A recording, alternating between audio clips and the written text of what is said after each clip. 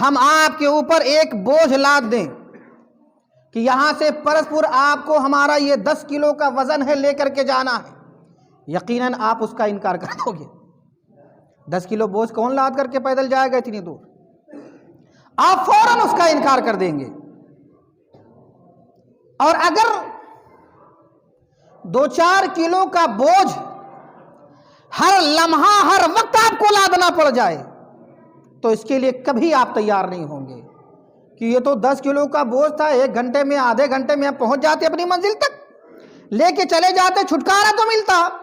لیکن ہم آپ کو 2-4 کلو 5 کلو کا ایسا بوجھ دے دیں کہ جس بوجھ کو برداشت کرنے کے بعد اب لاد لیا آپ نے تو نہ آپ بیٹھے سکون پا رہے ہیں، نہ آپ کھڑے سکون پا رہے ہیں، نہ آپ چلتے ہوئے سکون پا رہے ہیں، نہ آپ بات کرتے ہوئے سکون پا رہے ہیں۔ اس جب بوجھ کو لادنے والی خاتون کا نام ماں ہوتا ہے، جو ماں اپنے بچے کو لاد لیتی ہے تو نہ کھانا سکون سے کھا سکتی ہے، نہ پانی ٹھیک سے پی سکتی ہے، نہ چلنے میں آسانی پیدا ہو سکتی ہے، نہ لیٹنے میں اسے آسانی پیدا ہوتی ہے، نہ نیند صحیح سے آتی ہے۔ ہر وقت ہر لمحہ وہ اپنے بچے کو لادے ہوئے پڑتی ہے، مگر پھر بھی اپنے رب سے خوشی کے ساتھ عرض کرتی ہے پروردگار جس منزل تک ہمیں پہنچنا ہے اس منزل تک ہمیں سکون سے پہنچا دے۔ یہ کبھی نہیں کہتی یہ بوجھ ہمارے جسم سے نکل جائے، یہ کبھی نہیں کہتی ہے کہ یہ بوجھ ہمارے جسم سے باہر ہو جائے، نہیں، پروردگار تو نے مجھے لادنے کی توفیق دی ہے، خوش ہے ماں۔ اور صرف 9 مہینے نہیں، بچہ 6 مہینے بھی پیدا ہو سکتا ہے، 2 سال میں پیدا ہو سکتا ہے۔ صرف یہی وقفہ ہی نہیں، اس کے بعد بھی اب پیدا ہو گیا ہے۔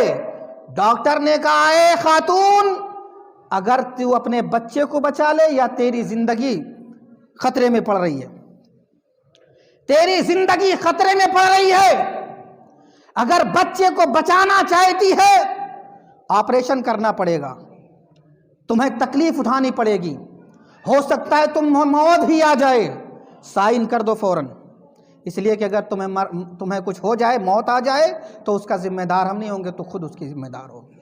ماں خوشی خوشی سائن کر دیتی ہے، میرا بچہ دنیا میں آ جائے، اگر میں زندہ رہوں تو ٹھیک ہے، اگر میں زندہ نہ رہوں تو اس کی ذمہ دار میں خود ہوں، مگر میرا بچہ دنیا میں صحیح و سلامتی کے ساتھ آ جائے۔ پیدا ہوا، پیدائش کے وقت اتنی تکلیف جس کا اندازہ ہزاروں مرد اکٹھا ہو کر کے نہیں کر سکتے۔ ہزاروں مرد اکٹھا ہو جائے تب بھی اس تکلیف کا اندازہ نہیں لگا سکتے جو تکلیف ماں کو بچے کی پیدائش کے وقت ہوتی ہے۔ اب ڈاکٹر نے آپریشن کیا، یہ 9 مہینہ 10 مہینے کی بات نہیں، اب پوری زندگی کہا جاتا ہے بوجھ نہ اٹھانا، تیز نہ چلنا، یہ نہ کھانا وہ نہ پینا، سب کچھ برداشت ہے، اپنی پوری زندگی کی خوشیاں اپنے بچے کے لیے قربان،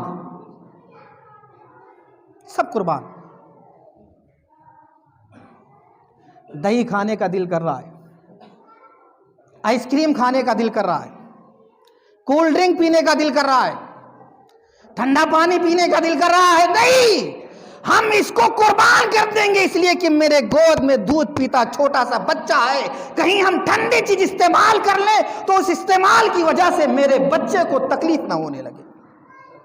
ماں نے اسے بھی برداشت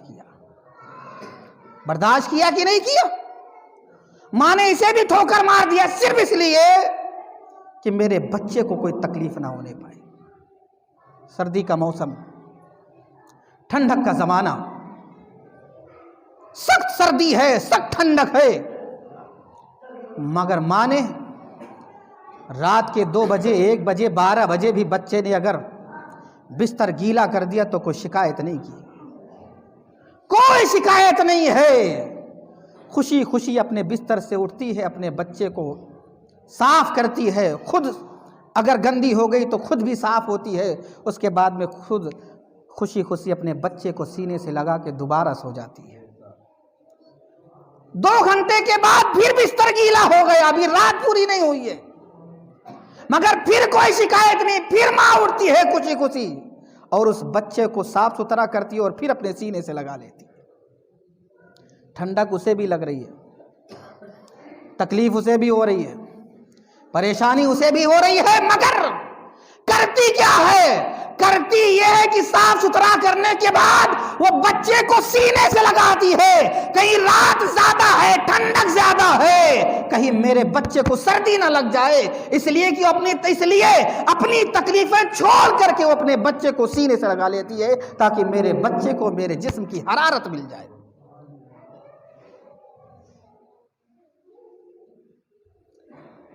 بات کرنے لگے، بولنے لگے دھیرے دھیرے، تو ماں باپ بہت خوش ہوتے ہیں، دیکھو میرا بچہ آج یہ کہہ رہا ہے، آج پہلی مرتبہ میرے بچے نے لفظ اللہ کہا ہے، آج پہلی مرتبہ میرے بچے نے مجھے ماں کہہ کے پکارا ہے، آج پہلی بار میرے بیٹے نے مجھے باپ کہہ کے ابا کہہ کے پکارا ہے، آج پہلی مرتبہ میرے بچے نے الف با پڑھنا شروع کیا ہے۔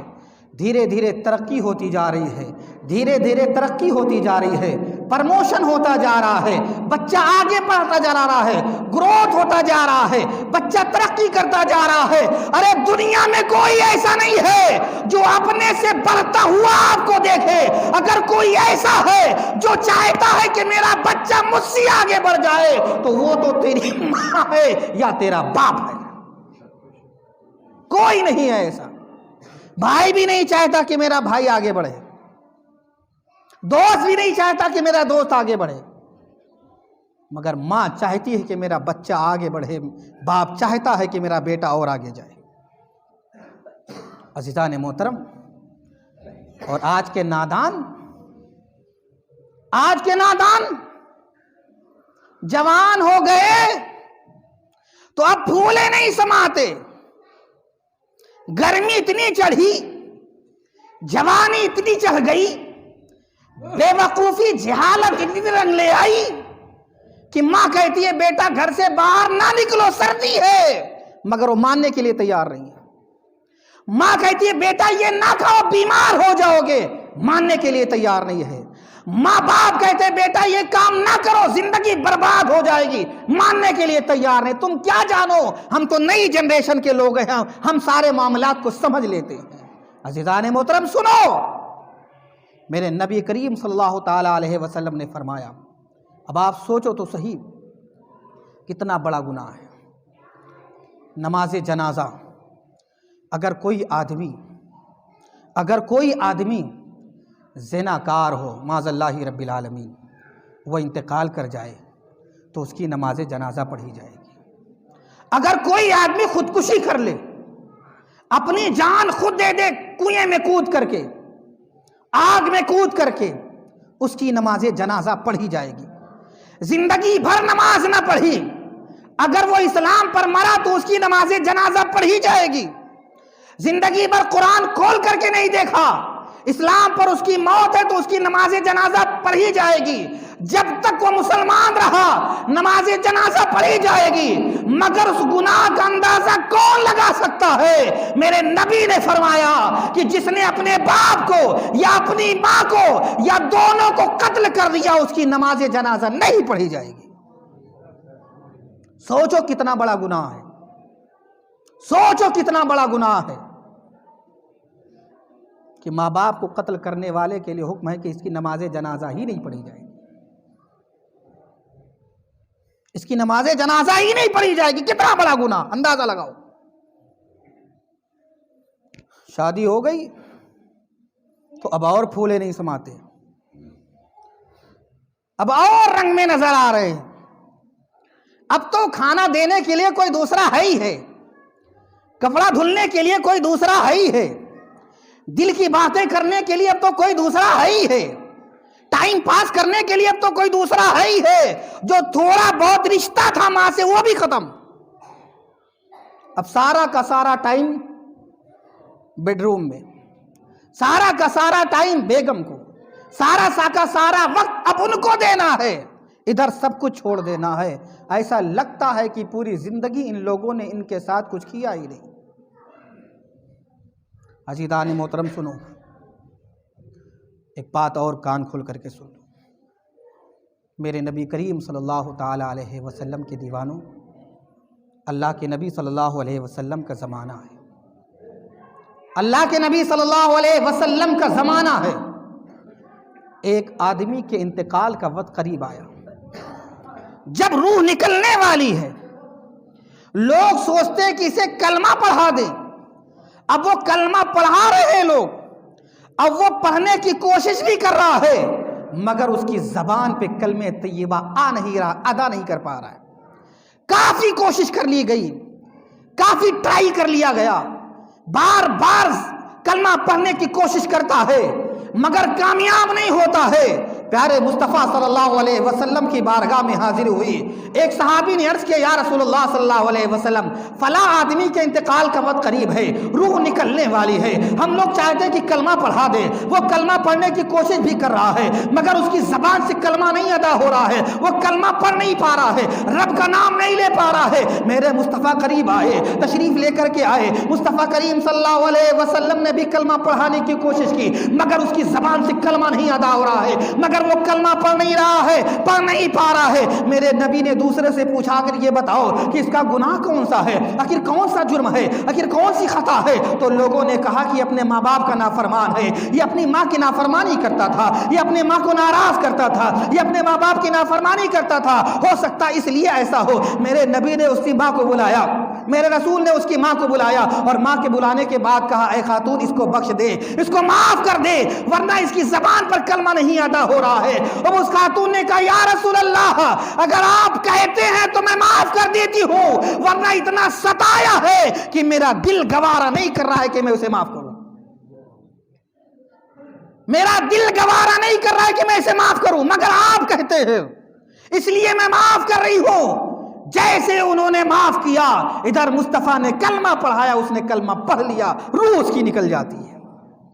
عزیزان محترم، اس حدیث پاک سے آپ اندازہ لگائیے، وہ نوجوان جن کی نگاہوں میں اپنی ماں کی کوئی قدر و قیمت نہیں، جن کی نگاہوں میں اپنے باپ کی کوئی حیثیت نہیں، جن کے سامنے ماں باپ کچھ نہیں ہیں، سوچیں اگر ان کی روح نکلنے والی ہو اور ان کی زبان سے کلمہ نہ ادا ہو تو بتاؤ وہ کہاں جائیں گے، کہاں جائیں گے؟ کیا حیثیت ہوگی رب کی بارگاہ میں ان کی؟ مصطفیٰ کریم کس نگاہ سے اسے دیکھیں گے؟ لہٰذا ابھی وقت ہے، اپنے باپ کو راضی کر لو۔ اسی لیے تو میرے نبی نے فرمایا، ہما جنتکا و نارکا، اے لوگوں سنو، یہ ماں باپ ہی تمہارے لیے جنت بھی ہے، یہ ماں باپ تمہارے لیے جہنم بھی ہے۔ ناراض ہو گئے تو جہنم تمہارا ٹھکانہ، خوش ہو گئے تو تمہارا ٹھکانہ جنت ہو گیا۔ ایک چھوٹی سی بات اور عرض کر دیتا ہوں، سنو۔ ایک شخص ہے، ماں نے کہا بیٹا کچھ پیسے دے دو، مجھے کچھ ضرورتیں ہیں، کچھ سامان لانا ہے، کچھ ضرورت ہے، دے دو۔ خاتون آ گئی بیچ میں، بیگم کیا پیسہ دے رہے ہو انہیں؟ کھانا تو ہم دیتے ہی ہیں، کپڑا تو انہیں دیتے ہی ہیں، دوا تو انہیں دیتے ہی ہیں، انہیں پیسے کی کیا ضرورت؟ انہیں پیسے کی کیا ضرورت؟ سارا انتظام تو ہم کرتے ہی ہیں، انہیں پیسے کی کیا ضرورت؟ اب بیٹا جو دینا چاہ رہا تھا پیسہ، بیگم کے کہنے کی وجہ سے اس نے دینے سے انکار کر دیا اور ماں کو ٹھوکر مار دی کہ جاؤ ہمارے پاس تمہارے لیے کچھ نہیں ہے۔ معاذ اللہ رب العالمین۔ بازار گیا، تجارت کے لیے گیا، تجارت اب کے لیے ابھی گیا ہی تھا، راستے میں ڈاکوؤں نے اس کے قافلے پر حملہ کیا اور حملہ کرنے کے بعد اس کے دونوں ہاتھوں کو کاٹ دیے اور بازار میں اسے پھینک دیا روڈ پر کنارے۔ کچھ لوگوں نے جب اسے دیکھا سمجھ گئے کہ فلاں علاقے کا رہنے والا ہے، اس کو لے کر کے زخمی حالت میں اس کے لے کر کے آئے، اس کے گھر پہ رکھ دیا اور چھوڑ کر کے واپس چلے گئے۔ کسی نے خبر پہنچائی کہ تمہارا بیٹا اس حالت میں ہے، اس کے ہاتھ کٹے ہوئے ہیں۔ اب جب اپنے بیٹے کو ماں اس حالت میں دیکھتی ہے، رونے لگتی ہے، گڑ گڑانے لگتی ہے، بیٹا کیا ہوا تمہارے ساتھ، ایسا کیوں ہوا ہے؟ کیا تو قافلے والوں نے ایسا کیا ہے، ڈاکوؤں نے ایسا کیا ہے، یا تمہارے ساتھ ایسا معاملہ کیوں پیش آیا ہے؟ اب وہ لڑکا رو رو کر کے کہہ رہا ہے، اے دنیا والوں سنو، جو اپنے ماں کی نافرمانی کرتا ہے اس کی یہی سزا ہے جو میری سزا ہے، میرے دونوں ہاتھ کٹ گئے۔ اب ماں کے آنکھوں سے آنسو، ماں کے آنکھوں سے آنسو، ماں رو رہی، گڑگڑا رہی ہے۔ رات آ گئی، اپنے رب کی بارگاہ میں اپنے آنچل کو پھیلا رہی ہے، پروردگار میں اپنے بیٹے سے ناراض ہو گئی تو تو نے میرے بیٹے کو یہ سزا دی ہے، لہٰذا میں دل سے اپنے بیٹے کو معاف کرتی ہوں، اے میرے اللہ تو بھی اسے معاف فرما دے، تو بھی اسے معاف فرما دے۔ ماں کے آنچل اٹھ رہے ہیں، ماں کے ہاتھ اٹھ رہے ہیں، ماں کی دعائیں ہو رہی ہیں، ماں کی زبان رب کی بارگاہ میں اپنے بچے کی زندگی کے لیے بھیک مانگ رہی ہے۔ دونوں سو گئے، صبح ہوتے ہیں تو کیا دیکھتے ہیں کہ ماں کی دعا رب کی بارگاہ میں قبول ہو گئی ہے اور اس کا کٹا ہوا ہاتھ مکمل طور سے صحیح ہو جاتا ہے۔ پتہ کیا چلا؟ پتہ کیا چلا؟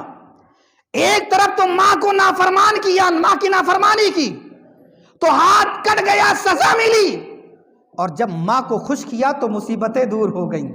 نتیجہ یہ نکلا، پتہ یہ چلا، نتیجہ یہ اخذ کیا گیا، اس سے مسئلہ یہ معلوم ہوا کہ ماں کو نافرمان کرنے والا دنیا میں ہو یا آخرت میں ہو کہیں بھی کامیاب نہیں ہو سکتا ہے، اور ماں باپ کو خوش رکھنے والا، راضی رکھنے والا جب ماں کی دعا اٹھتی ہے تو دنیا میں بھی وہ کامیاب رہتا ہے، آخرت میں بھی وہ کامیاب ہوگا۔